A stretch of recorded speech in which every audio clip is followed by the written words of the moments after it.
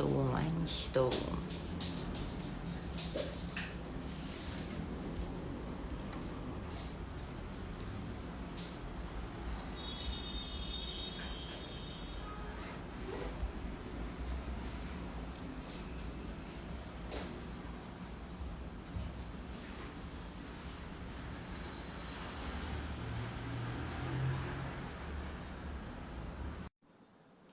Oi, oi, pessoal, boa noite. Estava aqui convidando o Fernando para entrar na nossa live. Opa!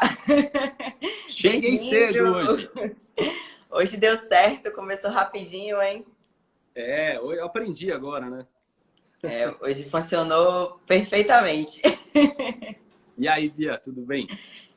Tudo bem? Tudo bem, graças a Deus. Quer Me dizer que você conta aí, nem foi qual na vinho na sua academia taça hoje? hoje? Como? Você nem foi na academia hoje para fazer essa live, quer dizer? Não fui na academia. Não fui na academia hoje. Ah, depois a gente conta essa história pro pessoal. Mas eu vou pedir para todo mundo que foi entrando aí para deixar sua curtida, né? Pra gente ir vendo vocês chegarem. E no cantinho também tem um aviãozinho, gente. Então coloca lá, clica nesse aviãozinho que você consegue compartilhar a live com outros amigos para vir mais gente assistir a gente. Show! Tá certo? Mas me conta, qual vinho que você tá tomando hoje? Hoje, minha querida Beatriz, eu estou tomando um vinho argentino chamado Amancaia. Então estamos juntos, porque eu É? tô de pispe. Ah, quer falar primeiro do seu? Primeiro as damas, fale do seu vinho, então. Então, eu escolhi, esse vinho tá na carta da nossa loja, né? A gente trabalha com a linha da Mosqueta lá. E ele tá na carta da loja e eu gosto muito dele. Eu acho um vinho incrível, um vinho super gastronômico. Tem Malbec, né? Um blend que tem Malbec, mas sai dessa coisa de ser só o Malbec argentino, né? Ele tem outras uvas, ele, salvo engano, é Cabernet Sauvignon, Bonarda e Syrah. Então eu acho, Uhum. além do Malbec, né? Então eu acho ele um blend extraordinário que combina muito bem com carnes, com churrasco e aí mais tarde eu vou jantar. Boa, isso aí, Bia. Ó, o meu vinho aqui é um vinho, ele é um projeto da família Rothschild da França com a família Catena, tá? Ah, o Tem, caro, né? exato, é da Bodegas Caro, ele é o segundo vinho, um corte de Malbec com Cabernet. Não vou saber te falar a proporção agora, mas é um vinho que eu tô gostando bastante, ainda tá bem novo, bem potente, do jeito que eu gosto. E tô adorando o vinho, Beatriz. Lá Pode. na loja a gente também tem um da Caro. A gente também tem uma. Agora eu Qual que não você lembro o vende lá? nome. Hã? Qual que é o que você vende lá? É isso, eu não lembro. Daqui a pouco eu dou uma olhada e te falo. Vou ficar Boa. devendo essa informação agora. Tá bom. Quer dizer que você trouxe um desafio hoje, Bia? Foi. A gente hoje vai falar sobre mitos e verdades, né? Hum, Tô com meu roteirinho aqui. Mas são aquelas coisas que as pessoas acreditam, né? Não tem muito fundamento, mas as pessoas acreditam de ouvir falar e aí carrega isso e acaba trazendo essa informação para o vinho e, né, cria verdades, né? Cria verdades não, né? Cria mitos, né? Que na verdade hum, não são verdades. E a gente vai quebrar uhum. um pouquinho desses mitos aqui hoje. A gente temos uma listazinha, né? Mas eu não sei se você quer seguir a ordem que eu coloquei, se você já quer começar falando sobre algum dos temas. Aqui eu não mando nada, Beatriz. Você que manda. Começa você então, vai. Me diz aí, Bom, qual mito bom, que você vai quebrar aqui hoje? eu quero seguir a pauta. Vai na lista do que você tem. Aí sabe por quê, Beatriz? Eu resolvi hoje não trazer nada pronto. Nós vamos Hum, debater aqui. Isso porque, assim, se o pessoal quiser alguma coisa pronta, o pessoal vai no Google e acha. Então eu resolvi que a gente vai dar a nossa opinião aqui hoje. certo, vamos nessa então. Então, nosso primeiro tema é o vinho bom é vinho caro? Hum, E aí, o que é que você olha, acha? O vinho tem que ser vamos caro para lá. ser bom? Beatriz, assim, ó, qualquer produto, não só o vinho, via de regra, o preço significa valor agregado, né? Então, para qualquer produto, o que a gente espera? Quando a gente vai pagar mais caro, que aquele produto seja melhor do que o produto mais barato. Mas o vinho, ele é um ativo dentro das suas aquisições, das suas compras, dos seus gostos. Ele é um ativo de gosto pessoal, né? Então, tem gente que gosta do vinho, tem gente que não gosta do vinho, tem gente que acha o vinho mais ou menos para o mesmo vinho. E eu tenho certeza absoluta que nós dois aqui, todo mundo que está assistindo, já comprou vinhos caros que não gostou e vinhos baratos que gostou muito. E eu tenho uma outra certeza também. Muitas pessoas aqui que estão nos assistindo já abriram vinhos na mesma noite, o mais barato, depois o mais caro, esperando que aquele vinho fosse fechar a noite chave de ouro e de repente aquele vinho não fez o sucesso que o vinho mais barato fez. Então, na minha opinião, isso é um grande mito, tá certo? Muitas vezes isso aí pode ser atrapalhado pelo momento que a pessoa abre o vinho. Então, por exemplo, às vezes a pessoa comprou aquele vinho caro, mas ele era um vinho de guarda, e ela não gostou daquele vinho porque não era um vinho que estava pronto para ser aberto. Aí, de repente, ela sai com uma opinião falando que aquele vinho é caro e é ruim. Eu já cansei de ouvir isso, né? Mas, assim, afirmar que só porque o vinho é mais caro ele é melhor, para mim é um grande mito. Tá aí a minha opinião. Concordo com você. Nessa mesma linha, eu vou puxar até um tópico que a gente não colocou aqui, mas eu acho que falando dessa questão de valor, a gente pode trazer isso aqui também, referente às garrafas mais pesadas, né? É uma outra questão também que as pessoas levantam. Quanto mais pesada a garrafa, melhor o vinho. A gente sabe que para produzir um vinho numa garrafa melhor, né? Espera-se um pouco mais desse vinho, até porque a vinícola não ia gastar caro para botar um vinho ruim. Mas isso não, como você falou, isso não significa que o vinho está na hora certa de ser degustado. Isso não significa que você vai gostar daquele vinho, que vai agradar o seu paladar. Né? Então, muitas vezes a gente confunde o bom e o ruim com, na verdade, o que agrada a gente, né? O que o nosso paladar está acostumado, questão de conhecimento. Por isso que é super importante estudar o vinho, não só beber, né? Porque você abrir e beber sem prestar atenção, né? Você está jogando dinheiro fora, porque você não está vivendo aquela experiência por completo. Mas eu concordo com você. Todo vinho caro não necessariamente é bom. Mas eu acrescento uma coisa. Eu acho que o vinho caro, ele tem obrigação de ser bom. Eu acho que você pode sim esperar mais de um vinho caro. Mas não necessariamente os vinhos baratos são ruins, né? Sim, exatamente. E assim, mais um comentário, Beatriz. Por que um vinho custa caro, né? A gente tem que também entender isso daí. Por que um vinho é mais caro que o outro, ou dentro da mesma vinícola tem vinhos mais caros e mais baratos? Primeiro, porque aquele vinho, provavelmente, ele é feito de um parreiral que tem muito menos rendimento de uva, certo? Então, aquela videira é uma vinha velha, o rendimento dos cachos é muito mais baixo, a colheita é feita manual, não é feita com máquina, você extrai muito menos garrafas de um vinhedo que tem uma área enorme, que dá um custo enorme para cultivar. Aquele produtor colocou dinheiro no vinho e aquele vinho eventualmente só vai para o mercado daqui a alguns anos, então ele tem que deixar um dinheiro parado no estoque. Então a pessoa também tem que entender que o vinho custa caro, não é porque é marketing, né? Via de regra é um vinho que ele tem custos agregados para ele se tornar um vinho de guarda, um vinho maior, de maior potencial que o vinho mais barato. Então também, assim, tem a obrigação de ser mais caro. Agora, do mesmo jeito que é um mito que todo vinho caro é bom, eu garanto para você que a tendência é, se você comprar vinhos mais caros e comparar com vinhos mais baratos, na média os vinhos mais caros vão te agradar mais que os vinhos mais baratos. Sim. Não, certo? Com certeza. Então é isso. Agora, eu acho que a gente podia ir para a questão da garrafa, né? Já que a gente está falando dessa questão de qualidade e tal. Eu ia falar isso contigo também. Vamos lá na garrafa, né? Que a garrafa também tem só uma pergunta aqui, ó. Se quiser. Olha lá. Desfrute vinhos. Deveria ser super bom. Pode ler, Bia. Deveria ser super bom, um vinho caro. Concordo com você, Beatriz, mas nem sempre é assim. É verdade. Nem sempre a gente tem essa sorte de pegar bons vinhos. Mas vamos continuar aqui, vamos falar da questão da garrafa, né? E além do peso da garrafa, a gente vem com a história do fundo da garrafa. Ah, Eu posso quero ver? saber Deixa eu ver o aqui. fundo da sua A garrafa. minha é grande, ó.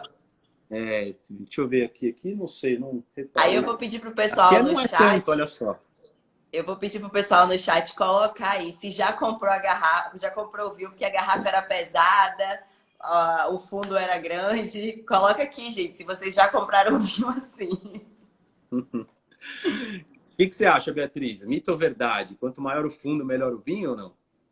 Mito, mito, mito, mito. Na verdade, já estudei algumas vezes sobre isso, já tentei achar algumas teorias, né, sobre isso. E muito se fala da questão do armazenamento, né? Que ajuda, né, no armazenamento das garrafas. E uma outra teoria também que eu vi era que antigamente era feito através de sopro, né? As garrafas artesanais eram feitas através de sopro. Então, esse côncavo no fundo, né, esse buraquinho no fundo, era por conta dessa técnica usada para fazer a garrafa. E aí, com isso, virou tradição, todo mundo coloca, né? Tem garçons, né, que servem segurando aqui atrás, aqui embaixo também, né? Segura a garrafa Legal. assim. Então, são várias teorias, mas eu acho que em relação à qualidade, não. Não vejo nenhuma. Não vejo nada que tenha referência, além de ser realmente forma de estocar e a forma como a garrafa é produzida. Mas e aí, você sabe alguma outra teoria? Não, é exatamente isso. São todos esses motivos. Dizem por causa do empilhamento da garrafa.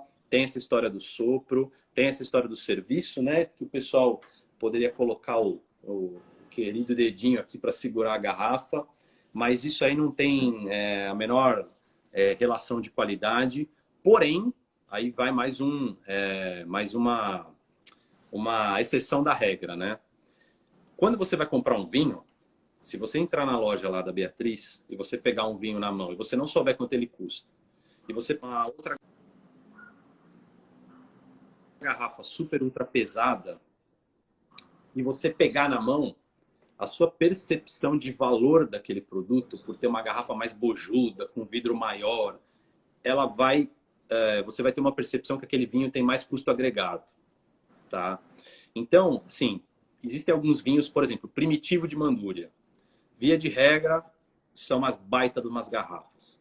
Os vinhos chilenos premium, umas baitas de umas garrafas. Então eu acho que também, aí não estamos falando só do fundo da garrafa, nós estamos falando do peso da garrafa, do tamanho da garrafa, né? Como eu vi o Marcel falar aqui nos comentários e algumas outras pessoas, para até o Cita aqui, ó, só dá mais peso no aeroporto, etc, etc. Quem conhece de vinho sabe que isso aí é mito, mas quem chega numa loja e pega aquela garrafona de 20 quilos, né? Que parece que é um.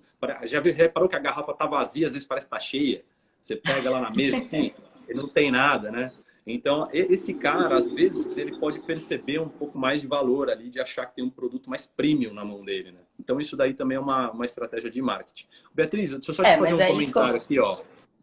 Tem algum filho querendo entrar na conversa aqui, ó. Vê se você consegue convidar o Robertinho aí, ó. Roberto Veiga, Roberto Opa! B. Vê ele aí, ó. Vamos ver aqui, que ele me Não ligou tá. aqui. Roberto, vê aí. RB Veiga, vê como é que tá o nome dele aí. Não, Manda ele um tá oi aí, aqui, tá Roberto. aparecendo o convite, mas eu não tô conseguindo aceitar. Opa, Opa! olha ele aí. Olha quem apareceu. Fala, Robertinho. E aí, pessoal, boa noite. Boa noite. Você Eu conheceu estava Boa essa aqui já há noite, uns figura aí? 5 Roberto. minutos. Seja Boa noite, Beatriz. bem-vindo. Como a gente falou aqui com vocês, ia ser um grande bate-papo, né? Eu e o Fernando conversamos isso, né? Que a gente escolheu a sexta-feira para fazer esse grande bate-papo, tirar dúvida, beber um vinho juntos. Mas eu queria que você se apresentasse, Roberto, para o pessoal. Fala aí. Bom, boa noite, pessoal. Eu sou o conhecido como Robertinho ou Bob, Roberto Souza Leão. Aí eu faço parte do podcast Confra Filhos, né, junto aí com o meu confrade Fernando Belotto, né? E tenho uma longa estrada de vinhos já. Acho que eu bebo, acho que eu sou o mais antigo bebedor aqui do grupo. Ele tem O essa cara de tamanho é menininho inversamente aí, mas proporcional. ele é antigo. O tamanho é inversamente proporcional à litragem. Bia, o Né? Robertinho é o nosso querido pequeno grande bebedor de vinho aqui, tá sempre com a gente. Eu convidei hoje a live não é com o Fernando, a live é com a Confra do Filhos, né? Então tá aqui mais um integrante. Robertinho, o que você acha dessa história do fundo da garrafa aí? Você conhece de fundo de Então, garrafa? sim, sim. Eu estava escutando, agora tem algumas coisas. Vamos lá. Um dos melhores champanhes do mundo, Cristal, não tem essa entradinha embaixo, essa saliência aí no fundo da garrafa. Ela é reta. Você vai dizer o quê? Que é um champanhe barato? Entendeu? Cristal não tem, ela é totalmente reto. Porra, um dos melhores do mundo. Você pega os grandes vinhos da Alemanha, os Riesling da Alemanha, nenhum deles Sim, tem. Entendeu? E verdade, são vinhos verdade. Da caríssimos, Alemanha não tem. maravilhosos. Não tem, não tem. Aí tem um monte de lenda disso aí. Tem gente que diz, ah, isso é como se fosse um mini decantador. Quando você abre a garrafa, aí fica, o vinho fica aerando mais. Tudo lenda, ficção. Outra é para segurar, porque o bebum não derrubar a garrafa, ou para o sommelier não derrubar a garrafa, segurar, colocar o dedo. Eu não sei. Eu sei que tem um monte de gente que tem toque, né? Aquele negócio, transtorno obsessivo, como se... Tem cara que vai em loja de vinho, fica pegando a garrafa e metendo o dedo embaixo para ver antes de olhar o vinho. Nem lê o rótulo, vai direto passando o dedo, entendeu? O cara devia ser, acho que é um proctologista frustrado, velho. Não é possível isso. O Ai, sommelier de merda que fala isso, né? Que sempre fala dessa questão do toque, né? Pra é. descobrir se o vinho é bom. Um abraço pro sommelier de merda, um abraço pro Cita, nosso amigo que tá lá em Cafayate, lá na Argentina. Cita, nós vamos marcar uma próxima aí com a Beatriz para você participar também. Bia, Ótimo, qual que é o ótimo. próximo? Vamos nessa. Vou mexer aqui de novo no nosso roteiro, porque a gente está falando de garrafa ainda, né? Vamos falar das tampas screw cap. O Roberto até falou da questão dos grandes vinhos alemães, né? E eles também têm essa característica, né, de tampa de rosca. Mas muita gente ainda deixa de comprar o vinho pelo fato da tampa ser de rosca, né? O que vocês acham sobre isso? Bom, vamos lá. Beatriz, hoje em dia isso aí tá bem desmistificado também, né? Já vamos bater o carimbo do mito aqui, ó, né? Porque isso aí é uma grande estratégia, né?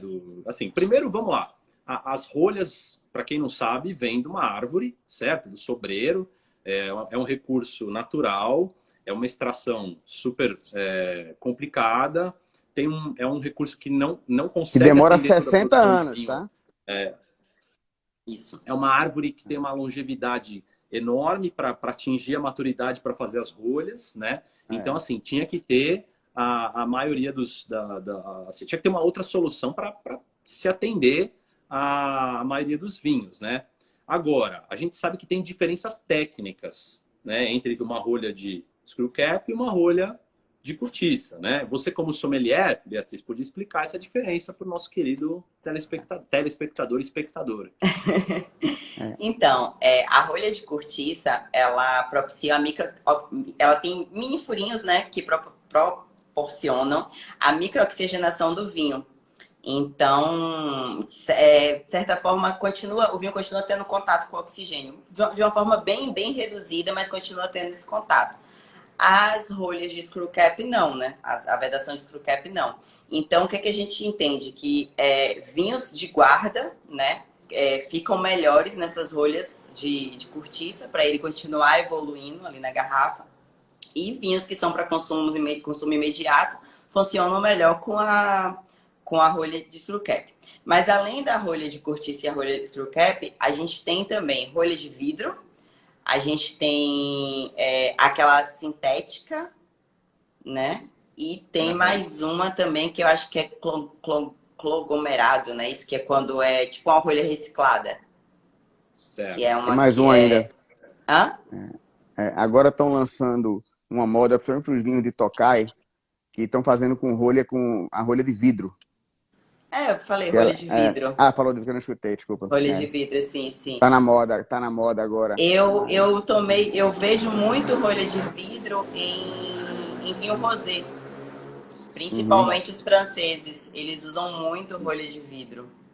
E acho que a Áustria também está usando bastante rolha de vidro nos vinhos brancos dela.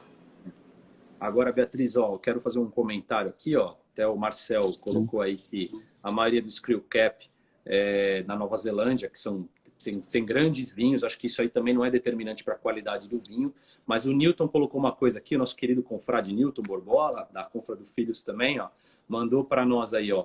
Bobagem isso aí, mas perde o charme do vinho, o Screw Cap. Isso aí eu concordo, viu, Beatriz? Eu acho que a rolha, a É. experiência do saca-rolha, do vinho velho, faz parte de uma experiência um pouquinho mais completa, né? Com Então, certeza. mas vamos lá, gente, também. O mundo do vinho mudou radicalmente nos últimos 20 anos, tá certo? Então, você depende também do seu propósito. Por quê? Acho que mais de 70% dos vinhos hoje em dia são com screw cap. Hoje é uma minoria dos vinhos que tem a rolha tradicional, tá certo? Inclusive, as rolhas de alta qualidade são caríssimas hoje. Um vinho médio, ele seria inviável financeiramente para o mercado. Então, assim, se você pensar que a maioria do ticket médio na Europa, assim, dos países, tem um ticket médio de 3 euros para comprar um vinho, 3,50, certo? No máximo 5 euros, ninguém... Fica impossível você colocar uma rolha de altíssima qualidade também. E são vinhos para se tomar jovem. Então, você coloca a Screw Cap, que ela veda super bem, não tem risco de vir com defeito, tá certo? De um vinho... Porque rolha tem isso, você pode colocar a melhor rolha do mundo. Ela pode ter uma micro fissura e o vinho pode ir pro saco, estragar e acabou. Tá? Hoje já tem aparelhos que fazem a laser, que examinam a rolha, que assim, dos vinhos mais caros, etc. Mas mesmo assim pode acontecer falhas. Né? A rolha é orgânica ali. Então, o Screw Cap não oferece isso. Então, para a grande maioria das pessoas, atende. Né? E outra, a gente é um público diferenciado, que gosta de ter aquele ritual, de abrir o vinho, decantar. 90% da população vai comprar o vinho para tomar ele no dia a dia, numa refeição. O cara quer pegar ali, vai, abre o screw cap, põe no copo, depois coloca de volta e põe na geladeira. Acabou. Isso Em aí. relação ao... Você falou da questão do Acho que ticket médio depende do da propósito. Europa. Né? Eu vou trazer uma informação para vocês que eu estive conversando com um produtor brasileiro de vinhos há uns 15 dias atrás. Ele estava me falando que uma garrafa dele atualmente está saindo por R$ 17. A garrafa, o rótulo, a rolha e a cápsula. Ou seja, o vinho dele já sai por R$ 17 sem ter vinho dentro, né? Então não tem como a gente esperar... Hã? Lá, você está falando na Europa. Ou Não, aqui no não, aqui no Brasil? Brasil. Eu conversei Ah, com no um Brasil, produtor sim. brasileiro, um pequeno produtor, Sim. né? Ele não é grande. Eu sei que quanto mais você compra, mais você dilui o Claro. valor, claro. E a Mas assim, garrafa subiu de preço. Né? é bom a gente trazer essa informação também para as pessoas, para elas terem noção, né? Eu gosto muito de falar essa questão de valores. Um barril de carvalho francês atualmente está custando R$ 10.000. Então, você É. pensa aí, R$ 10.000 dividido por mais ou menos 250 garrafas, né? Que é o que dá mais ou menos, você tira de um barril. Eu acho que você vai pagar R$ 33 por garrafa. Então, imagine, R$ 33 no barril, mais 17 da garrafa. E aí, esse vinho vai chegar no mercado como a R$ 50? Não tem como. Não, e tem outra coisa, viu, Beatriz, também. Você imagina que você vai fazer um vinho com a rolha de altíssima qualidade, você vai precisar envelhecer o vinho, etc. Além de comprar o barril, vai ter que ficar 2, 3, 4 anos lá, de repente, com o vinho parado, envelhecendo, sem você ter retorno, né? Então, o capital de giro para fazer isso é enorme, né? Você manter parado. Com Por isso certeza. que, mesmo os grandes chateaus, né, que ficavam guardando os vinhos, etc., e vendiam o vinho assim que terminava de envelhecer e colocava no mercado. Aí chegou o Chateau Lafite, foi o primeiro a dizer, não, agora eu só coloco no mercado, que foi comprado por um bilionário francês, eu só vou vender quando tiver pronto para tomar, para não vir ninguém dizer que meu vinho é ruim, que as pessoas compram ele jovem demais, tomam e reclamam. Né? Então, assim, tem um monte de coisa envolvida, mas é muito caro realmente você fazer um vinho. Imagina um produtor pequeno no Brasil, com tudo, com o imposto que se paga aqui, com toda a matéria-prima, insumos importados, caríssimos, com euro alto, e você ter que produzir um vinho e esperar 5 anos para começar a receber alguma coisa. Porque você envelheceu, quer dizer, é inviável, né? Com certeza. Pois é. Mas aí a Então, gente... Deixa eu só corrigir que eu fiz uma conta errada aqui. Eu tava pensando. O barril, ele cabe 250 litros, o que faz quase 300 garrafas. Por isso que é R$ 33 por garrafa. Que a pessoa de eu tava humanas esperando. aí ficou confusa. Eu tava esperando você terminar, que eu ia dar um tapa nessa conta. Corrigiu. Eu pareci, eu falei, eu acho que eu fiz a conta errada, mas tudo bem. Mas nós não temos que entender de matemática aqui, nós temos que entender de vinho. É. Então Mas vamos hoje está lá, gente. mudando. Então a gente já bateu, né, que tirando o charme que o amigo levantou aí, tirando o charme, existem sim bons vinhos, né, de rolha, de vedação de rosca, né, e já tem também outras opções para gente provar, né. E ainda, aproveitando para falar sobre isso, vou um pouco mais, né, a gente tem agora vinho em lata, a gente tem a bag-in-box, né, na Europa já tem as caixas Tetra Pak, né? Que é aquela caixinha de leite, de vinho. Então, eu acho que tá mudando um pouquinho esse cenário, né? Sim. E detalhe, né? Mais um detalhe, assim, tá com o maior Sim. problema mundial de garrafa, até por questão da guerra, assim, eu vi recentemente que a guerra tá afetando a distribuição de garrafa na Europa. Então, assim, soluções alternativas serão cada vez mais utilizadas, né? Com certeza, Sim. com certeza. Acho que daqui a uns anos a gente vai ter que fazer essa live falando sobre essas garrafas, né? Garrafa plástica, garrafa de embalagem, né? De papel. A gente vai ter que falar sobre isso, porque já vão ter aceitado o screw cap e a gente vai ter que passar para um nível acima de polêmica. Faz parte. Qual que seria o próximo, Beatriz? Tô Não, não, curioso. mas só uma coisinha, ó, gente. Beatriz, não fica, vou corrigir você um pouquinho. Não fica dizendo que é caixinha de leite, porque senão vai ter muito bebum aí, alcoólatra, que vai ficar dizendo que tá passando mal porque tá tomando leite todo dia e é vinho, né? Não, Ah, é verdade, verdade. Né? Esses dias um amigo meu, ele botou a foto da garrafa de leite da cerveja, na época que o leite estava bem mais caro, aqui no Rio estava na faixa de R$ 9. Aí ele botou a foto da caixa de leite, R$ 9, e a Heineken estava por 5. Aí ele falou, tem que beber Heineken, né? Porque não tá dando pra beber leite. Então, o pessoal vai nessa linha aí, só que agora vai com vinho, não vai só com a cerveja. É isso aí. Mas vamos lá, a gente já falou. Vamos falar de vinho bom e vinho velho? Opa, agora, boa. esse cara que eu trouxe aqui, ó, não sei se eu tô apontando pro lugar certo aqui, ó. Ele tá aqui. Esse cara aí, esse cara só gosta de vinho velho, Beatriz. E ainda te digo mais, assim, já vou adiantar que eu recebi uma pergunta muito boa na caixinha, que foi a Karina, uma seguidora nossa, e ela falou o seguinte: se eu comprar um vinho e deixar guardado, ele vai melhorar ano a ano? Então, vamos responder essa diretamente para Karina. Tá Não certo. necessariamente. Dona Karina, Dona Karina, é o seguinte, depende o vinho que a senhora comprar, né? Se for um vinho de guarda, ele vai melhorar muito até certo ponto, tá? E se for um vinho que não é de guarda, esse vinho será estragado e perdido, né? Então, o vinho velho é o vinho bom? Depende também. Se for um vinho próprio para ser envelhecido, que seja aberto no seu período de auge, com certeza ele é o vinho bom. Ele é melhor do que quando ele era um vinho jovem, tá?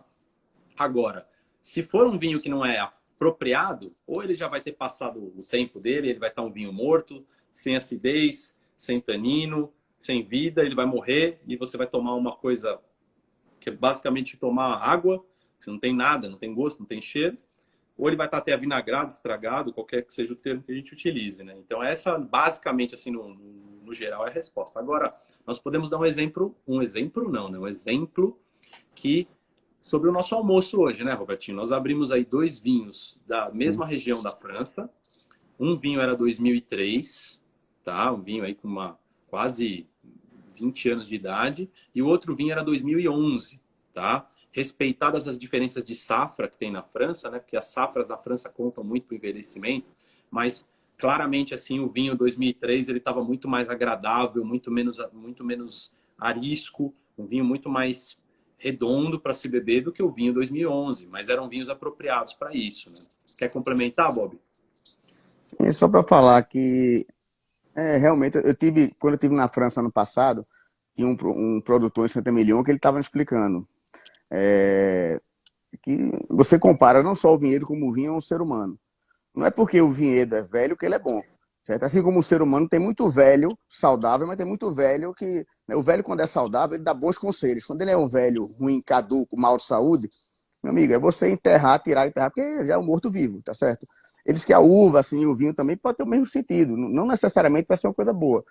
E tem mais. é muito de hábito. Eu, por exemplo, adoro vinho evoluído, adoro vinho de safra mais antiga. É uma questão de paladar. Eu conheço muita gente que prefere o vinho mais jovem, com outras características, né? É como dizem na França, a juventude, no caso do vinho, não é um defeito, é uma característica. Entendeu? Então é muito de gosto. E eu digo mais também, na prática falando, tem muita gente que começa a tomar vinho, que está chegando agora no mundo do vinho, que vem do destilado, vem do uísque ou de alguma bebida, né? Que gosta mais de madeira, de força. Quando pega um vinho de safra antiga já evoluído, ele não entende o vinho e acha que aquilo já está ruim, que está velho, que não presta. É muito comum você escutar isso. E gente que tem um paladar apurado, mas não está habituado. Eu acho que tem aí a questão desde o nível de conhecimento que a pessoa tem para poder aproveitar. Isso você tem Exato. que realmente. Não dá para você beber um vinho jovem esperando características de um vinho Sim, amadurecido, né? Como também não dá sim. para você beber um vinho amadurecido e reclamar dessas características, né? Você tem que entender o que cada um. Você falou aí, eu gosto de vinhos mais maduros, né? Eu acho que tudo depende da situação, Sim. né? Normalmente eu prefiro os vinhos jovens. Eu tô numa fase que eu tô evitando até madeira. Tô, tô preferindo vinhos mais, assim, com as características da uva muito mais marcadas do que da madeira. Mas eu acho importante levantar esse ponto, porque a gente fala, os estudos atuais falam que cerca de 5% dos vinhos produzidos no mundo são vinhos de guarda. Então, até porque o vinho de guarda não banca a vinícola, né? Como a gente estava falando anteriormente das garrafas, dos Sim. barris, né? São vinhos que vão ficar lá ocupando espaço por um grande período de tempo e dinheiro precisa rodar, não é verdade? Então, toda vinícola tem as suas linhas Sim. de entrada, tem vinhos que são feitos para serem consumidos jovens, né? Logo que saem da produção. E são propostas diferentes, mas não é o que eu finalizando, não é todo e qualquer vinho que você vai comprar, vai guardar e vai melhorar, né? Então tem que ter Exato. muito cuidado com isso. Não, e tem uma coisa também, como você falou, na Europa todo mundo vai comprar vinho, cara, ninguém tem vinho em casa, assim, é difícil ter um colecionador, assim, a grande, 90% da população, de novo, vai ali, o cara vai na esquina, na quitanda, pega uma garrafa de vinho e leva para casa, para um jantar, para um almoço, entendeu? Uma coisa, é um hábito que eles têm, ninguém guarda a garrafa, entendeu? O cara, no máximo, ele vai lá, põe a rua, depois no outro dia ele termina, ou termina no jantar, abre no almoço, termina no jantar, é muito... É, é, é uma atitude cotidiana. Ninguém tem esse planejamento de comprar um vinho, de armazenar. Isso não existe. E as safras antigas são muito caras, né? É, Agora, tá mudando, eu não sei, uma coisa que a gente não falou aqui é o seguinte também. Estão mudando o jeito de fazer vinho, né? Antigamente, os vinhos, por exemplo, os grandes vinhos chilenos, até os barolos mesmo, tem gente, muita gente fazendo barolo moderno agora, de uma forma mais acessível. Então, você pega uma safra, sei lá, 2018, você jamais pensaria em tomar de um grande vinho chileno. Aí você vai pegar, hoje em dia, é mais fácil ele estar mais pronto para tomar do que um 2010, quando ele ainda era feito de uma maneira que ele era muito mais potente e etc. Né? Então, hoje estão prezando mais pela fruta, estão compensando usando menos madeira para interferir menos, né, para deixar o vinho mais leve.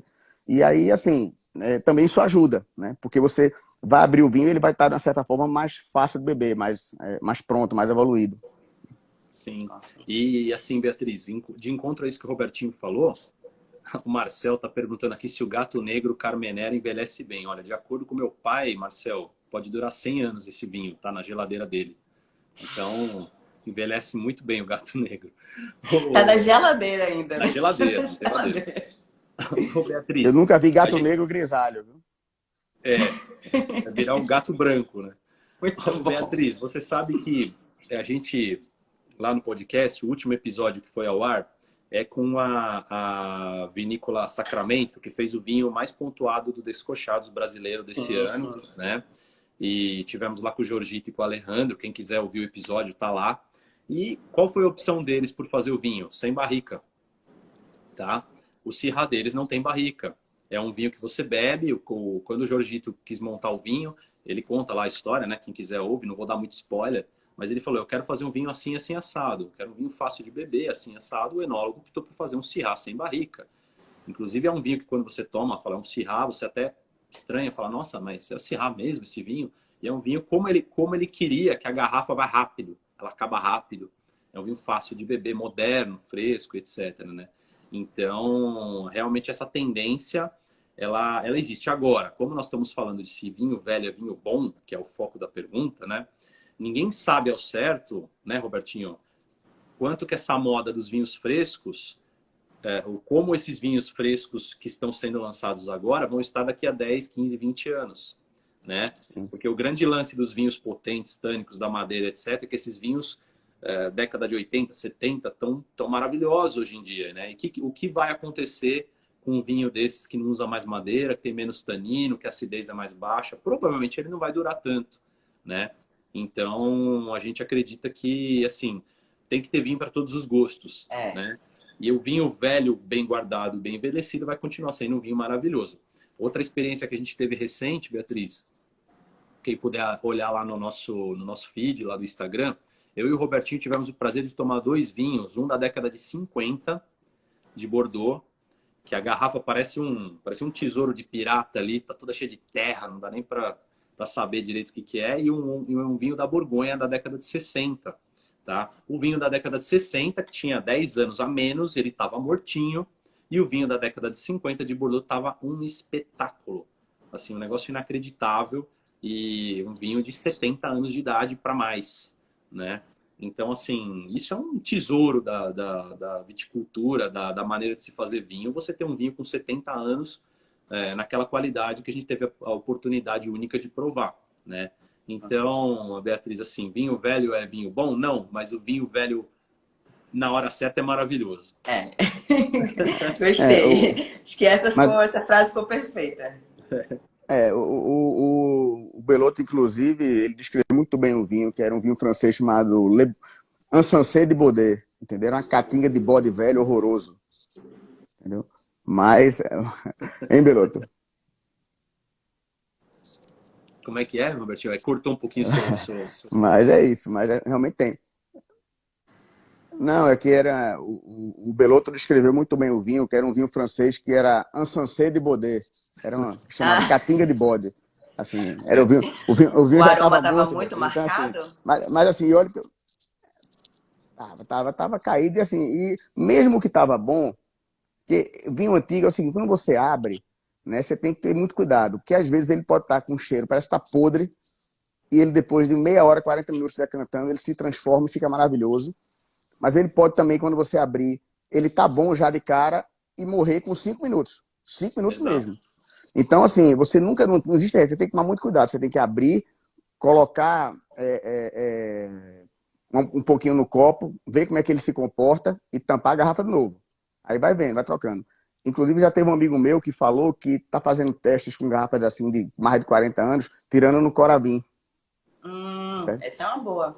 Porque Existe existe uma agulha própria no Coravim para vinhos antigos, entendeu? Sim. Que ele tira, porque aí você vai testando, você coloca um pouquinho no copo, vê como é que ele reage, vê se ele tá bom, como é que ele evolui, você bota só um pouquinho, vê se ele vai morrer logo, ou se ele tá com um cheiro estranho, mas vai melhorar, entendeu?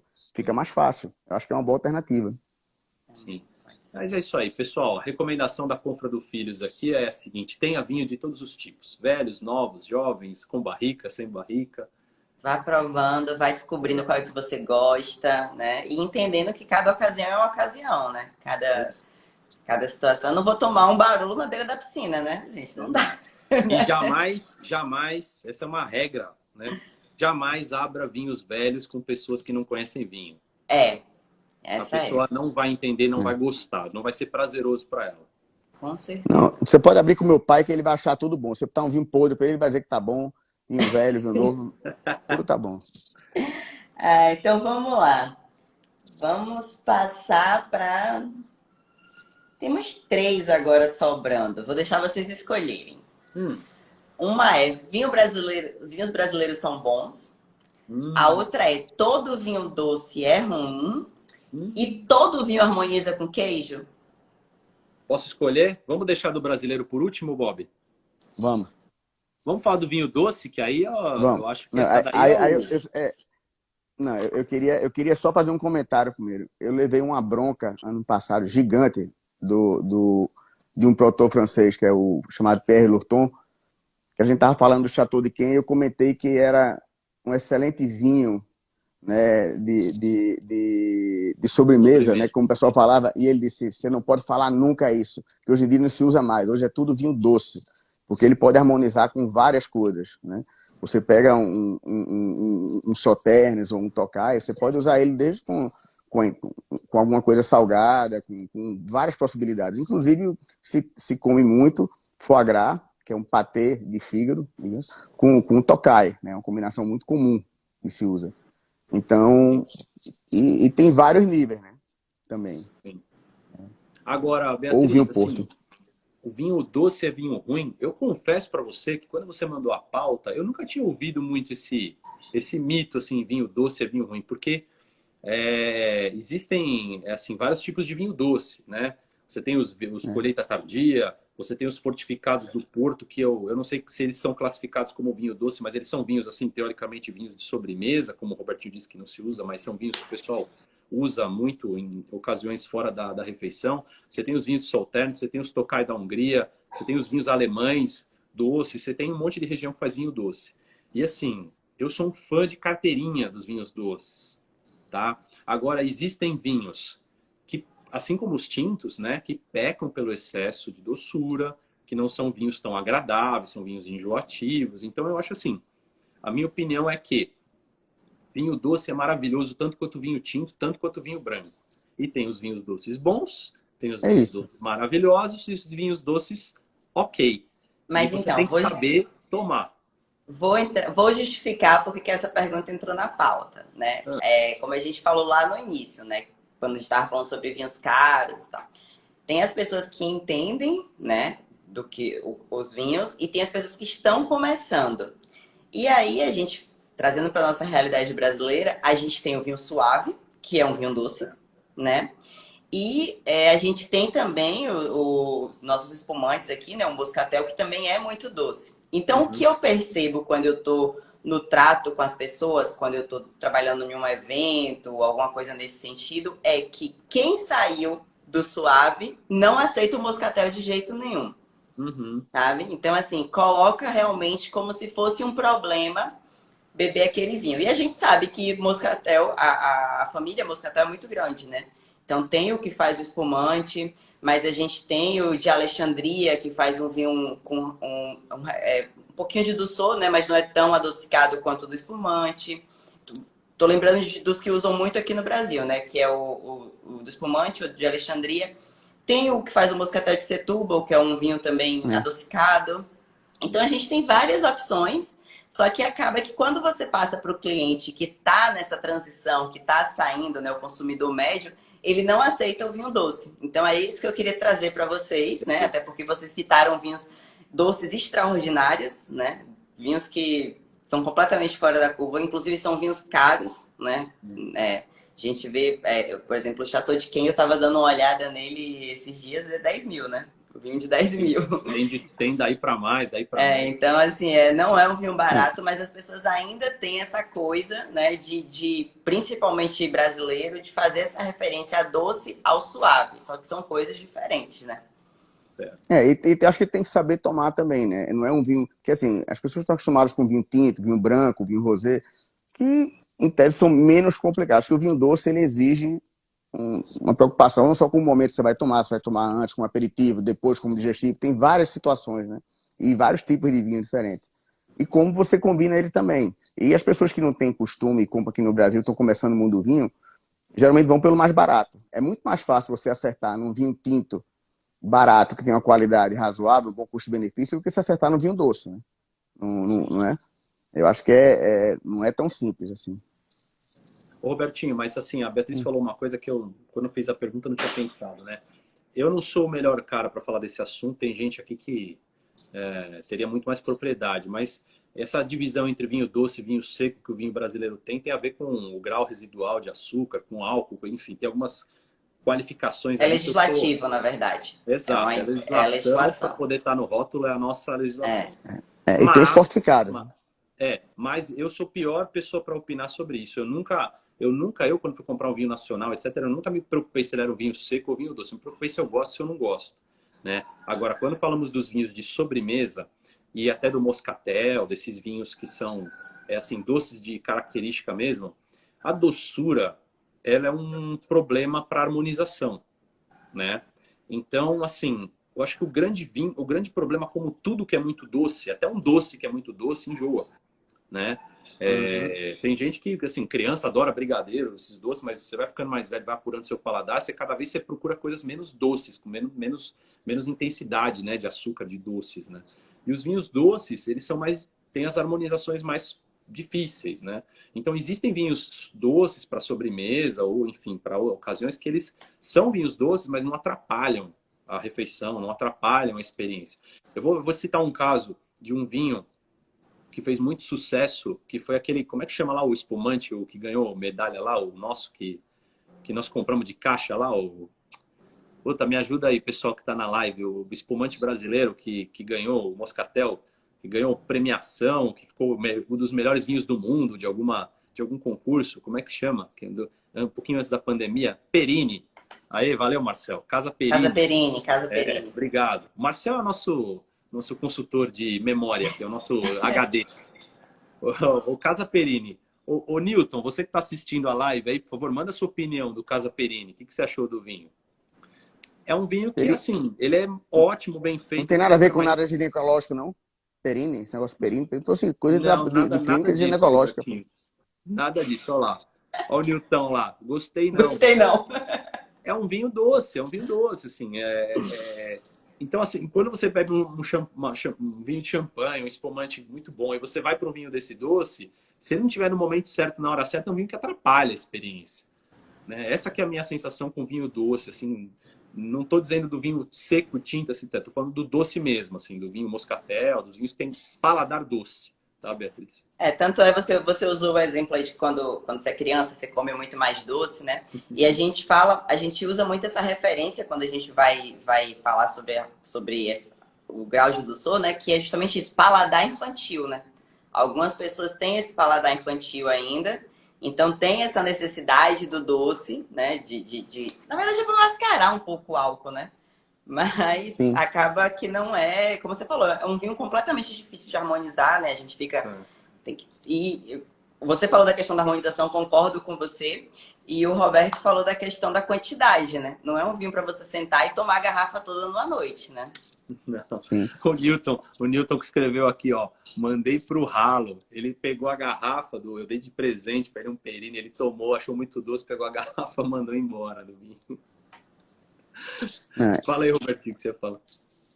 E assim, isso é curioso, com toda bebida que tem um pouco mais de açúcar residual, ela desce mais fácil, ela engana o organismo, né? Você pega uma analogia aqui, pega uma caipirosca, você coloca um pouquinho mais de açúcar, ela tá travando, tá com muito álcool, coloca um pouquinho de açúcar, você toma ela virando, se você quiser, entendeu? Tudo assim. Eu fiz uma degustação de uísques, onde o cara colocou um conhaque Dreher no meio, dos melhores uísques do mundo, e deixou tudo às cegas para servir como um dos últimos. Todo mundo elogiando. Por quê? Todo mundo tomando aquele uísque, né? Aquele álcool, baita álcool. Tudo. Quando chegou uma coisinha mais doce, o organismo mandou uma mensagem boa pro cérebro. Olha, isso aí é bom, é açúcar, é glicose. E aí o pessoal deu nota alta por uma coisa que não fazia o menor sentido. Entendeu? Porque confunde. Então é isso, essas bebidas de custo baixo, principalmente, que tem muito açúcar residual, o pessoal bebe, acha facinho, gostosinho, manda ver. Mas qualidade é outra história. Né? Então, essa daí a gente depende do vinho doce. Todo vinho doce. É isso aí. E aí, seguindo nessa mesma linha de harmonização que a gente falou, né, os queijos. Porque todo mundo tem aquela coisa de, vou servir queijos e vinhos. Aí coloca gorgonzola, provolone, mussarela, coloca um emmental, um grana padano, um cabernet sauvignon e vai embora. Normalmente não funciona assim, não é verdade? O Robertinho travou aqui. Beatriz, sabe de quem que é a culpa disso daí? É da tal da festa do queijo e vinho. Você cresceu ouvindo a festa do queijo e vinho, teus pais indo na festa do queijo e vinho. O queijo e vinho é uma combinação difícil, mas é uma combinação tradicional, né? Uhum. Agora, você como sommelier, você tem muito mais propriedade para falar das regras de harmonização, quais queijos vão com quais vinhos, né? E acho que assim, as pessoas que estão nos assistindo aqui, a maioria é gente que sabe tomar vinho e conhece um pouquinho. Então, assim, obviamente que hoje em dia se sabe que os vinhos brancos na sua maioria, vão muito melhor com queijos, né? Apesar que existem queijos que vão bem com vinhos tintos, né?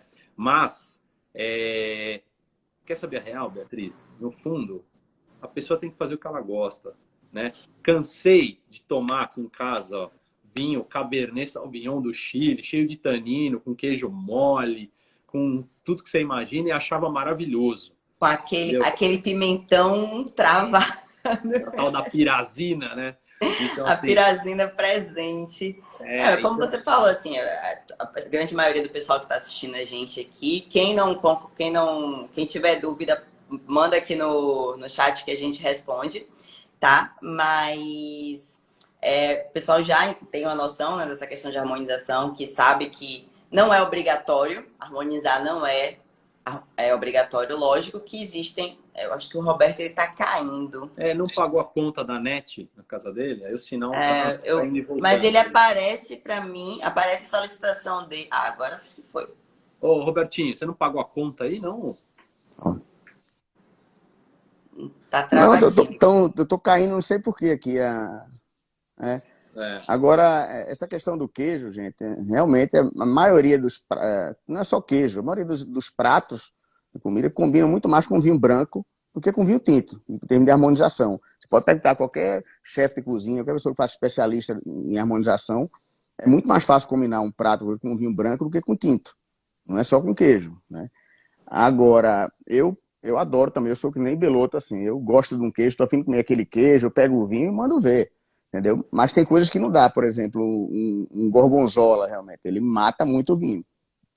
Tinto e etc. Ele é muito pesado. Mas agora, Gorgonzola, eu acho que gorgonzola é o queijo mais difícil de harmonizar. O gorgonzola tem a com vinho doce. harmonização mais Não, maravilhosa do mundo, que é com vinho do Porto. Não, sim, mas eu tô falando assim, em relação a vinhos secos, né? Eu acho que não. Sim. E a gente acaba que sempre vê gorgonzola nas tábuas e tal, mas não funciona muito legal. Gorgonzola é difícil. É bem difícil. É difícil. A gente sabe que tem alguns queijos, por exemplo, pecorinos, queijos mais salgados, que vão bem até com barolo. Tem alguns queijos que funcionam muito com esses vinhos mais com acidez alta, né? Mas assim, a dica assim, da minha parte é a seguinte: se você quer ir a fundo, você tem que estudar. A harmonização de queijo é um negócio que você tem que sentar, estudar e testar. Você vai ter que comprar o vinho que vai com aquele queijo, o Riesling, o outro vinho branco, o outro vinho tinto, e você vai lá e faz, porque é muito queijo, muito vinho para guardar de cabeça. É um negócio que no dia a dia você não vai ficar se preocupando, né? Mas assim, se você quiser levar a regra de harmonização à risca, você vai ter que conhecer. Se não, meu filho, seja feliz, abre os seus queijinhos, seus vinhos, manda ver. Eu tenho uma das minhas harmonizações preferidas, que é queijo de cabra com Sauvignon Blanc. Eu acho que esses dois aí foram feitos um para o outro. Se o Sauvignon for da Nova Zelândia, então é casamento perfeito. Essa é uma das minhas harmonizações preferidas. Agora, só uma coisa aqui para os ouvintes, que a gente comentou desses cuidados todos de vinho, de mitos, etc., né? É uma coisa que é muito importante, que as pessoas não levam muito a sério, eu acho, é a temperatura de serviço do vinho. Que num país tropical feito o Brasil, isso para mim é o que dá mais zebra. É muito pior do que uma harmonização não tão bem feita, ou isso, aquilo, outro. Né? Porque, inclusive, vinho com madeira. Eu sou pernambucano, tenho casa lá em Pernambuco, na praia. Então, você vai tomar um vinho na beira da praia, um vinho que tenha madeira, pode ser o mais maravilhoso do mundo. Ele desequilibra com uma facilidade imensa. Então, você tem que saber muito mais o estilo de vinho, mais com o clima, com o ambiente que você está tomando, do que outras coisas. O vinho branco, temperatura de vinho branco. As pessoas dizem, o vinho branco no Brasil não cola muito, muita gente não gosta. Tudo bem, mas a maioria das pessoas não tem o devido cuidado com a temperatura de serviço do vinho.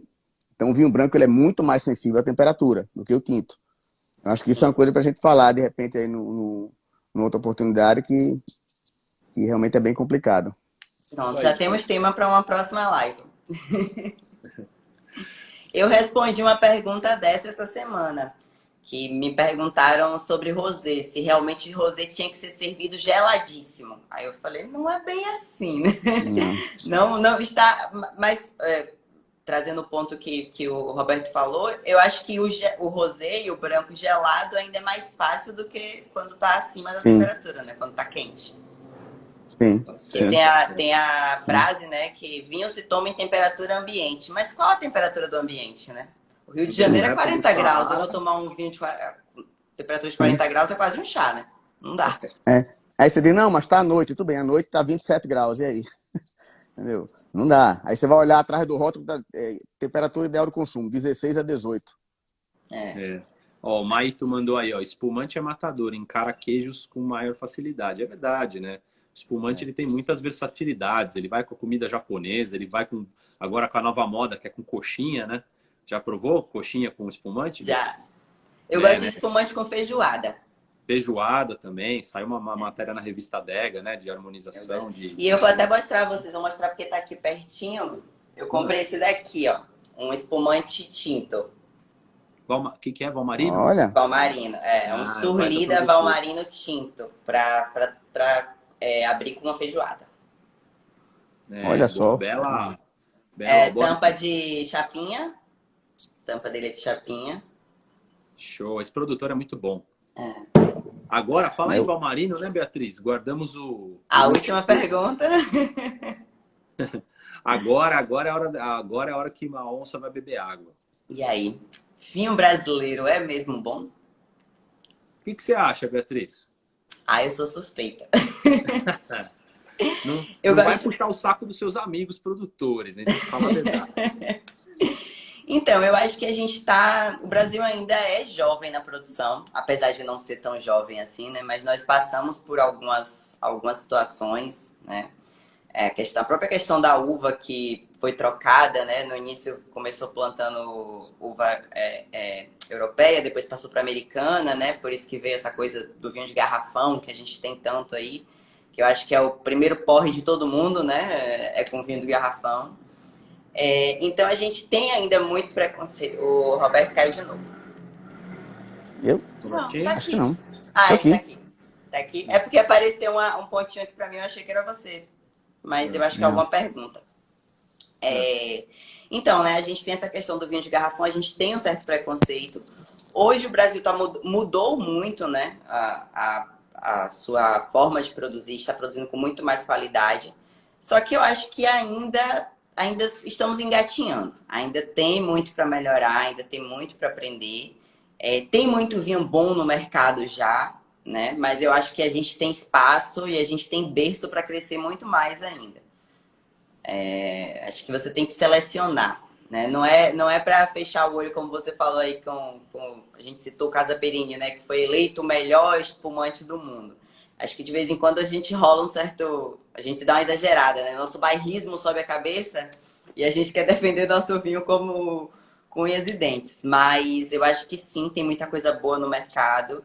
Conheço bastante gente, bastante produtores que estão mesmo com tecnologia. O pessoal do Sul tá vindo fortíssimo, né? Com ideias, inclusive, de cooperativa, né? De você produzir em um lugar, vinificar no outro para diminuir custos. Então, eu acho que a gente vai ter ainda muita coisa boa para apreciar. Mas e você? Vocês dois que bebem tanto vinho de fora, o que é que vocês acham do vinho brasileiro?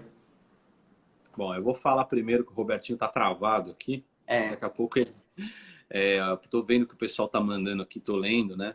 é, Comentários interessantes falando sobre regiões do mundo que botam vinho para lá, vinho para cá, que o Brasil é a terra do espumante. E assim, Beatriz, nós já discutimos isso aí algumas vezes na Confra do Filhos, né?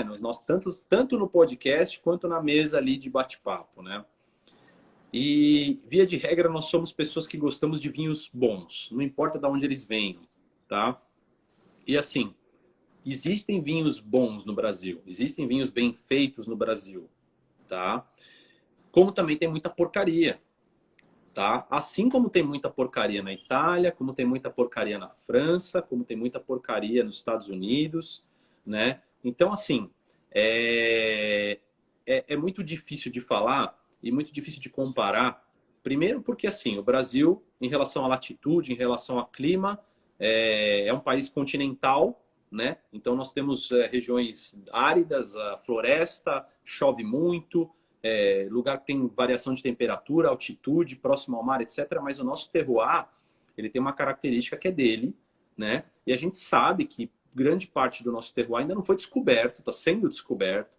Hoje você tem vinho sendo feito na Bahia, vinho sendo feito em Minas Gerais, né, no sul que já era feito, aqui no interior de São Paulo, grandes produtores. Então, obviamente, existem vinhos brasileiros muito bons. Eu posso citar vários aqui. Se o pessoal quiser aqui, a gente fala depois dos vinhos que a gente gosta, que os brasileiros, eu tenho de cabeça alguns, né? Mas, assim, qual que é a nossa opinião? Assim, eu vou até falar em nome da Confra do Filhos, que a gente já conversou isso várias vezes. O produtor de vinho brasileiro, muitas vezes, ele quer pegar o vinhedo que ele tem e ele quer plantar tudo. Tá? Ele quer fazer Cabernet Sauvignon, ele quer fazer Carmener, ele quer fazer Merlot, ele quer fazer espumante, ele quer fazer Sauvignon Blanc, ele quer fazer Marcelin, ele quer fazer Taná. Então, assim, hoje em dia tá todo mundo careca de saber que o terroir ele é feito para fazer X coisas. Você não pode querer extrair tudo bom de um terroir que não fornece aquilo, né? Então, um dos problemas que eu vejo é isso, assim, vou pegar um exemplo, a Borgonha, tá? A Borgonha é a região conhecida mundialmente com vinhos maravilhosos, também tem muita porcaria lá, mas tem muitos vinhos maravilhosos. Pô, os caras plantam 2 uvas na Borgonha, né? E é uma região famosíssima pelos vinhos que ela faz, e ali eles não tentam fazer nada diferente, aquilo ali é feito para aquilo. A região de Champagne, tem vinho tinto ali no entorno? Tem vinho, mas ali é champanhe, é espumante, os caras fazem espumante. Em Bordeaux, tem espumante maravilhoso de Bordeaux? Você conhece algum? Não tem. Os caras fazem o vinho tinto, Cabernet Sauvignon, Merlot, Cabernet Franc. Então, eu acredito que assim, o problema do Brasil é que o vinhedo é um negócio, ele tem que rodar, ele tem que girar, o cara tem que vender, e acaba saindo muita coisa ruim em relação ao que sai de bom. Eu acho que essa aqui é a percepção de qualidade. Fora isso, a gente tem uma viticultura jovem, nossas parreiras são jovens, né? Agora está se desenvolvendo vinhos lá de inverno com a dupla poda, que nem foi o caso aí dos nossos entrevistados. Então, assim, é difícil a gente querer se comparar com o resto do mundo. Os caras têm 50, 100, 200, 300 anos à nossa frente de produção de vinho, né? Mas eu acho que nós achamos assim que o principal defeito dos vinhos nacionais é esse, é não utilizar a uva e o tipo de vinho que mais se adequa àquela região que ele está sendo plantado, entendeu, Bia? E eu Eu, ainda digo mais, assim, eu acho que o vinho brasileiro pegou essa coisa do Merlot, né? Que inclusive é a uva da denominação de origem, né? A denominação de origem é autorizado Merlot para tinto e Chardonnay para branco. E esqueceram-se de outras uvas, né? Outras uvas, como você falou, tá plantando tanta coisa que, né, se então, perdeu ali. Hã? é, não, eu concordo com você, mas tem uma coisa aqui também, viu, Beloto? Como disse a baronesa Philippine Rothschild, ela disse, fazer vinho é fácil, difícil são os primeiros 300 anos, né? Aí que fala. Então, Justamente. toda uma história, etc. E outra, no caso do Brasil, vocês têm que pensar que qual a origem de fazer vinho no Brasil? Era o quê? Eram os colonos italianos, né, ingleses ou portugueses que vinham para o Brasil, traziam as uvas vinham para o Brasil, traziam as uvas no navio, etc., e plantavam aqui. E eram uvas que o cara tinha no quintal da casa dele, lá, não era uma coisa muito mais amadora, rústica, né? E eram muito ruins. Quando teve esses últimos, acho que 20, 30 anos para cá, que os grandes produtores do Brasil começaram a investir, chamar consultores, enólogos renomados, e a galera, a primeira coisa que fez é exatamente o que você falou. Vamos fazer um estudo aqui do solo, para ver características, etc, etc. E, de onde vem essa uva?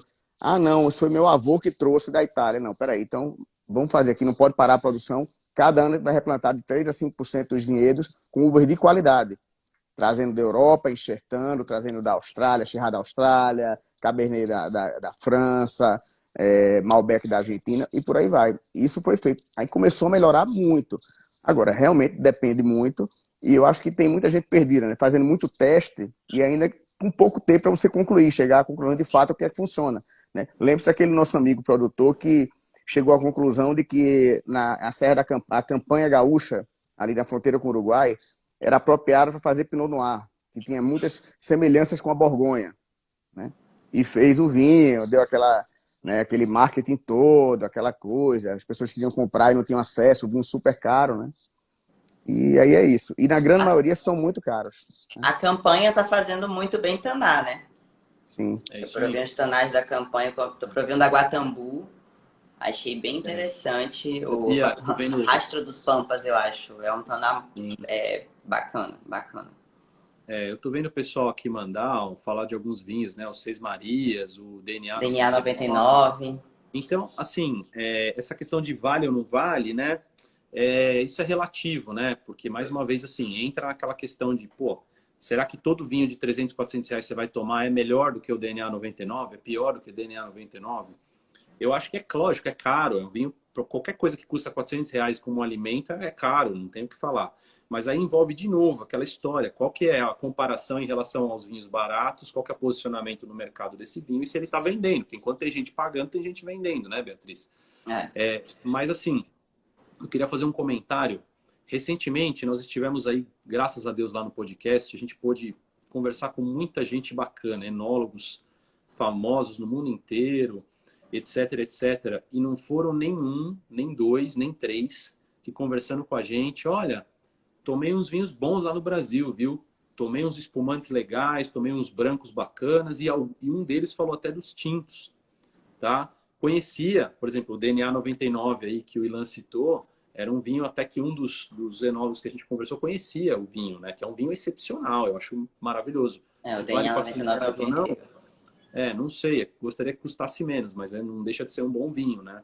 Então, Bia, eu acho que o Brasil tem vinhos bons, né? Eu, assim, da minha parte, assim, eu posso citar para você vinhos que eu acho muito bons tintos, né? Porque brancos espumantes a gente vai ficar aqui falando uma era, mas assim, Miolo Terroir é um vinho muito bom. Eu O gosto também, DNA muito bom. 99 é um vinho muito bom. O História da Casa Valduga é um vinho muito bom, muito bem feito. O Vila Lobos da Casa Valduga, Cabernet, é um dos vinhos favoritos de uns amigos nossos que são bebedores de vinho. Tem cara que compra de caixa, tá? Eu já tomei vinhos que eu gostei muito, Guatambu, Tinto, que são vinhos que ficaram muito caros, mas são muito bons. Quando eu tive em Bento Gonçalves, eu lembro que eu tomei vinho de um produtor chamado Terranholo, que eu adorei os vinhos da Bom. Terranholo. O Robertinho tá com uma coleção. Robertinho, como é que chama lá o vinho que você gostou, que você comprou? Dom Bernardo, que é um vinho de garagem. O cara faz 600 garrafas de cada vinho por ano. Também Pô, Faz conheço. 3 vinhos. Também É um bom conheço, Dom vinho. conhece, Bernardo. Bia, Dom Eu Bernardo? trabalhei com eles num vinho na Vila. Vai ter até em São Paulo agora esse final de semana. Ano passado, tá aqui no Rio, eu tava com o pessoal que tava representando a Dom Bernardo. Sim. São O muito Ilan tá bons. falando aí, ó, do Guaspari. Pô, a Guaspari é uma vinícola assim que ela se fez ali o Syrah também aqui na Serra da Mantiqueira. Um baita do vinho legal, apesar que eles também perderam a mão no preço ali, tá muito caro o vinho, todo mundo, né, o comentário geral da galera. Robertinho, temos o nosso querido Pinot Noir, né? Tem o Marco Daniele, né? Mas assim, do Ateliê Tormentas. Mas assim, tem uma coisa também, uma pergunta. A gente vai na Europa, você vai no supermercado, você encontra um vinho maravilhoso por 3 euros. Certo? Um vinho muito bom, custo-benefício, honestíssimo para tomar. Você pode encontrar vinho de 50 euros, 100 euros e um vinho de 3 euros bom. Maravilhoso, maravilhoso. Também você foi meio... Tem sim, tem muita coisa, principalmente na Espanha, Beloto. O nível de qualidade, se você pensar em França, que o custo de produção do vinho é muito maior na França do que na Espanha.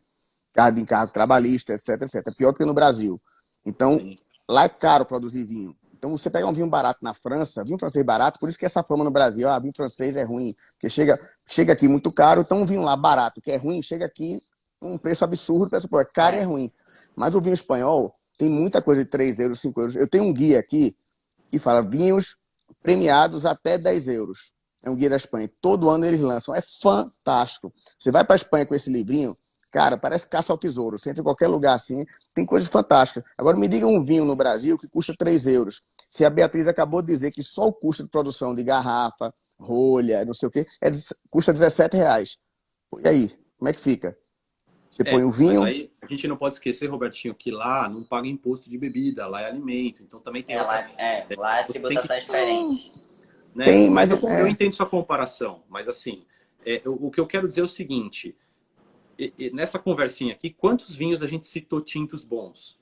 Entendeu? Mas qual a faixa de preço? Tem algum barato? Mas tem algum de menos de 100 reais? Tem algum menos de 100 reais? Não é A gente Menos de não 100 falou reais. de nenhum por menos de 100 reais. Não, mas tudo bem, entendeu? aqui a discussão não é assim, existe vinho brasileiro barato é bom? Era assim, vinho brasileiro é Não, bom. não, não, não, tudo bem, mas aí a gente tá falando uma coisa totalmente elitizada, entendeu? Quer dizer, aí é fácil, todo vinho caro, vai na Europa também, pega qualquer vinho que custa acima de R$ 100, tudo dificilmente vai ser ruim, Não, entendeu? tudo É bem, mas difícil assim, ter. Mas aí a gente Robertinho, tá tem voltando para a gente... discussão lá do início, que vinho Não, caro é bom, é vinho bom. Exato, mas não, Robertinho, vamos lá, ó. A pergunta aqui foi o seguinte, vinho brasileiro é bom? Ninguém falou se vinho brasileiro é caro, barato, é bom. Então, assim, tem gente que fala, inclusive, ó, tem um aí que entrou agora aí, tem gente que fala aí que vinho brasileiro eu não bebo, não gosto, não tomo, é ruim, não presta. Isso é um baita do mito. Vinho sim. brasileiro, na média, ele talvez não tenha a qualidade de uma média de Portugal, de uma média do custo-benefício dessas regiões. Mas tem vinho bom. Então, claro, obviamente tem vinho brasileiro bom. Falar que vinho brasileiro não é bom é Não. generalizar. Isso aí é um erro, Não, não, não, né? mas não existe também bom ou ruim, né, Beloto? É você querer, mesmo vinho francês é bom? Não, nem todo vinho francês tem muita coisa ruim, tranqueira. Vinho italiano é bom? Tem muita tranqueira. Todo vinho brasileiro é a mesma coisa, tem vinho bom e tem vinho ruim, como você mesmo falou no começo, Agora, né? a proporção disso daí pode ser que tenha É, mais vinhos bons Eu nesses acredito que países do que está aqui. melhorando. Eu gosto de sim, pensar dessa forma. Estão melhorando. E não é só espumante, né? A gente está vivendo um momento que estão aparecendo também vinhos tintos bons. Quanto ao que o Roberto falou, é caro, né? sim. Mas Quando você pesa na balança, entendeu? Os bons vinhos brasileiros, quanto eles custam em relação a um bom vinho chileno ou argentino? É difícil. A minha questão do imposto, inclusive, desfavorece aqui o produtor brasileiro, que ele termina tendo uma carga maior do que o vinho chileno e argentino que vem do Mercosul, por causa do acordo comercial. É ó, complicadíssimo isso. Igor levantou um ponto interessante aqui. Se a gente morasse na Europa, a gente estaria falando a mesma coisa, que deve ter vinho muita porcaria lá também, né? Oh, deve Tem, ter bastante. tem, É. Eu tô tentando tem. lembrar aqui, eu tomei um vinho. Putz, eu posso falar a maior besteira do mundo agora, depois eu posso ver aqui no meu Vivino. Eu não tô com ele agora, mas eu acho que eu tomei um Sangiovese brasileiro e gostei. Recentemente, que era barato. Vou depois O, pegar. o Maíto, não sei se eu falei certo, o Maíto falou dos da Vanessa Medin. Eu participei de uma confraria tem uns 15 dias que a gente comprou a gente degustou 7 vinhos dela. É bem interessante os vinhos dela. Assim, vou te falar que tem que melhorar ainda algumas coisas, sabe? Questão do vinho natural mesmo, mas tinha um Chardonnay com passagem de madeira que estava muito interessante, muito interessante. Bem bacana. Então, assim, Beatriz, acho que para resumir essa história do vinho brasileiro, eu acho assim, claro que tem vinho brasileiro bom. Você tem que saber escolher, tem que conhecer, só que na sua maioria são caros, infelizmente. Talvez não valham o que custam em relação a vinhos de fora. Mas sim, existem vinhos bons brasileiros. Isso não é uma opinião só minha, isso é uma opinião até de quem faz vinho fora, né? Eu vou dar um exemplo de quem me falou isso aí, o nosso querido Santiago Deicas, que é um enólogo brilhante, espetacular, que faz os vinhos da família Deicas no Uruguai. A gente gravou um episódio com ele, estaremos com ele aí o mês que vem aqui no Brasil. Mês que vem não, daqui Esse 2 mês. semanas, esse mês aqui no Brasil. E ele me citou 2 ou 3 vinhos tintos brasileiros que ele compra e tem na casa dele. Toma, cara. E assim, o cara é um Eu enólogo, falei com vocês que eu né? provei Dom Bernardo, a Brazucas Wine acabou de entrar, que foi com quem eu trabalhei e conheci os vinhos da Dom Bernardo. É uma loja de vinhos brasileiros em São Paulo que é bem bacana. O portfólio deles é muito bom. Um E abraço para vou ele. Manda pra gente aí. Um beijo. E vocês citaram os que vocês gostam e eu vou perguntar a vocês. Vocês conhecem a Tenuta Foco e Ambrose? A vinícola? Não. Eu ouvi falar, mas nunca bebi já. Já vi o Instagram deles. Eles têm um vinho insólito. Cada ano é um corte diferente. Eles estão no 4. O tinto está no 4. E são vinhos incríveis. São 2 meninos, 2 jovens, né? Eles saíram da faculdade de enologia, foram estudar na Califórnia e trouxeram um projeto muito bacana para aqui para o Brasil. São vinhos que não estão baratos, né? Eu acho que salvo engano, o espumante deles, que é o mais barato, é R$ 100.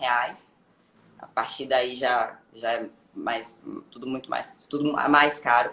Só que são vinhos muito bons. Então, se vocês tiverem a oportunidade de provar, até de convidar eles para uma conversa, um papo bacana, é o Lucas e o Rodrigo. Os É. vinhos deles Ó, são muito é. bons. Ô, Beatriz, só uma coisa. O meu amigo Giuseppe Sabatini perguntou se alguém conhece os vinhos de Luiz Porto, de Cordislândia, Minas Gerais.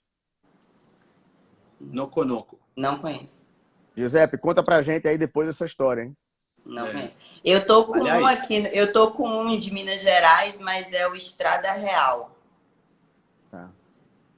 Minas Gerais produz o grande vinho Beloto, que você acha nos supermercados. Maravilhoso. Recomendo a todos comprarem. Espetacular. Custa R$ 20. Maravilhoso para você temperar sua carne. Marcel, quando acabar a live, dá uma olhadinha no meu stories que eu vou colocar a foto do vinho e coloco a hashtag deles. Temos um Pedrinho Fadanelli aqui, nosso confrade do podcast. Aqui, Aí, tá ó, falando que Pedrinho já tomou o Luiz Porto. Olha Luiz aí. Porto, né? Vamos fazer uma auditoria nisso aí para ver se é verdade, mas se o Pedrinho falou que é bom, eu confio. E viu, Beatriz, eu queria fazer uma propaganda gratuita aqui. Como eu já citei, o nosso último episódio foi com o pessoal lá da Sacramentos, né? Com o Sabina Sirra, que ganhou 93 pontos no Descorchados. E a gente está falando de preço, né? Eles acabaram de definir. Ele vai custar R$ 170 na World Wine. Vai vender lá, né? E você vê, ele foi o vinho com maior pontuação brasileiro e não está custando tanto quanto outros tantos vinhos que estão passando aí de 400, R$ 500. Ainda está com preço legal, assim, para um vinho dessa pontuação, que ganhou medalha na Decanter, ganhou medalha aqui no Brasil, né? Mas ele, você vê, é um vinho que já também extrapolou a barreira inicial que eles imaginavam de quanto ia custar, mas eles definiram o preço agora e vai custar isso daí. O Pedrinho tá pedindo para entrar, hein? Para falar sobre o Luiz Porto aí.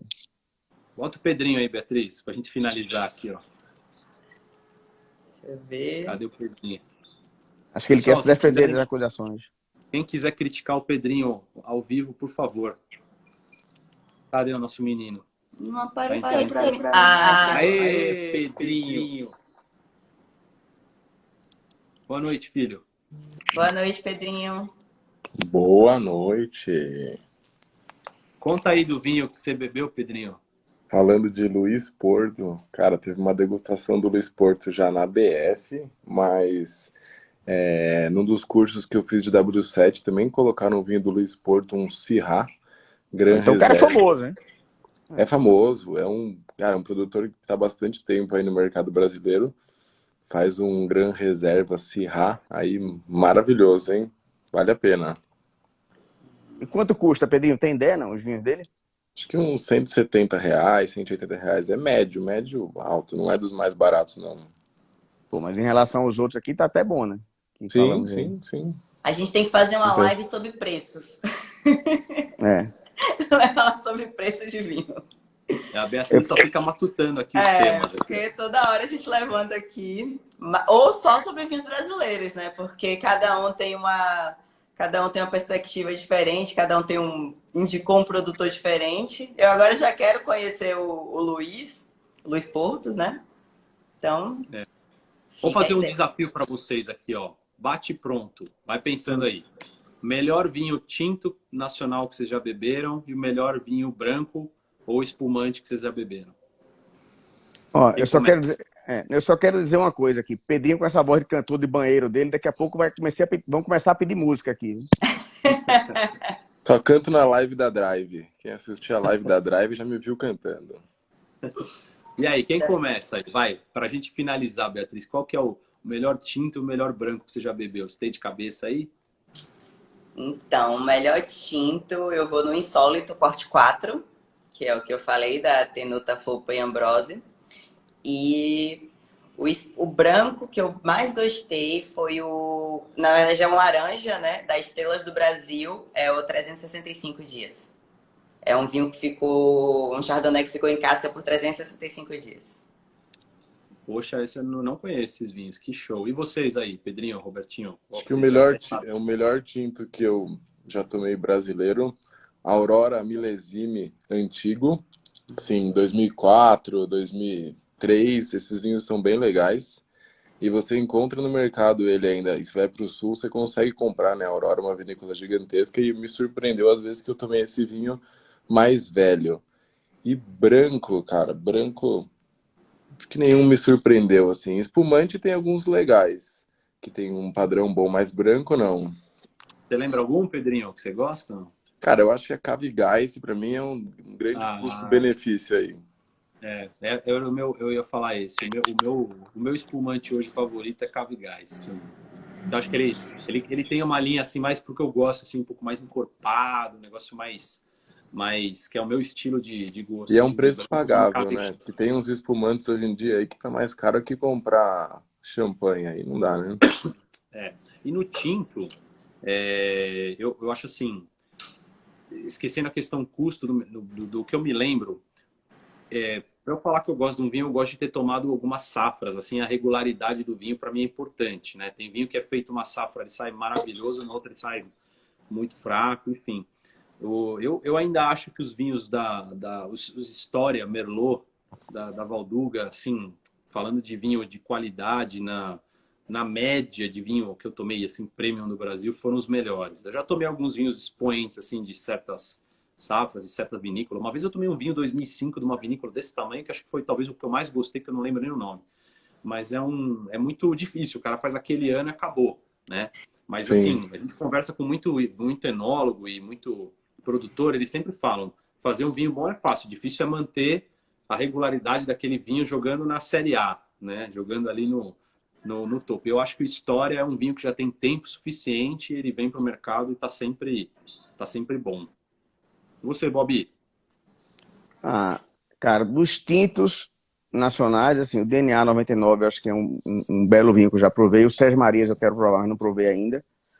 Os da Dom Bernardo, recentemente, me agradaram bastante, mas também são vinhos caros. Os top de gama deles são bem caros, né? Porque são vinhos de 600 garrafas por ano só. Dos brancos, eu gosto muito. A Era dos Ventos me decepcionou um Peverella. pouco.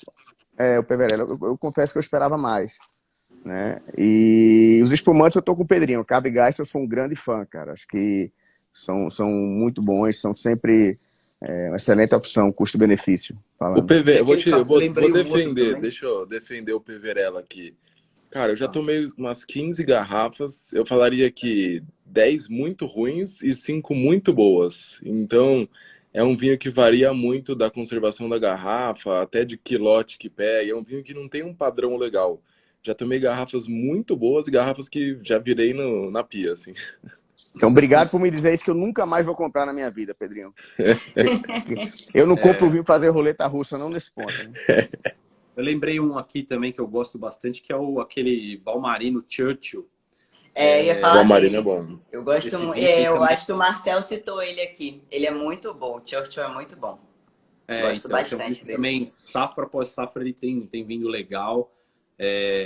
Então, assim, você vê, ó, nós aqui da Confra do Filhos, assim, o nosso forte não é vinho brasileiro, tá? Tem um monte de gente aí, muito mais propriedade para falar de vinho brasileiro que a gente. Até o pessoal aqui da live, tô lendo aqui um monte de vinho que eu nunca ouvi falar. Várias indicações aqui.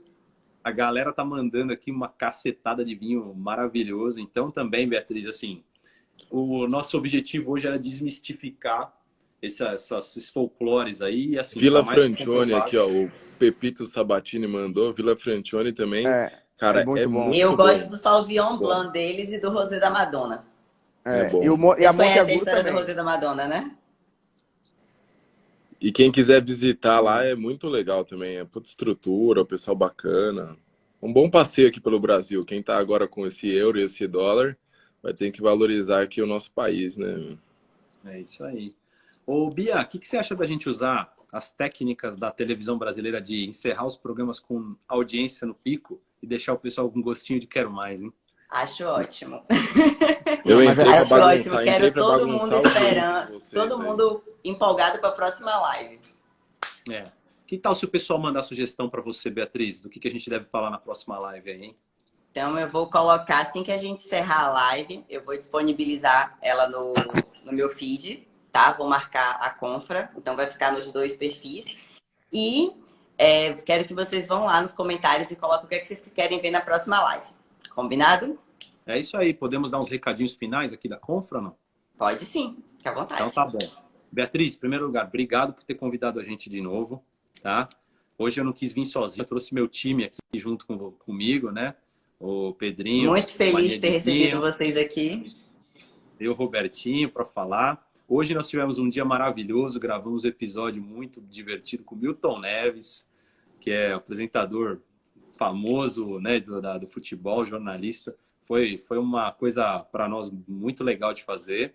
E, ó, próximo episódio que vai para o ar, nosso querido Paulo Bramer, presidente, sócio da Enocultura. Teremos um episódio muito bacana com ele, depois do Milton.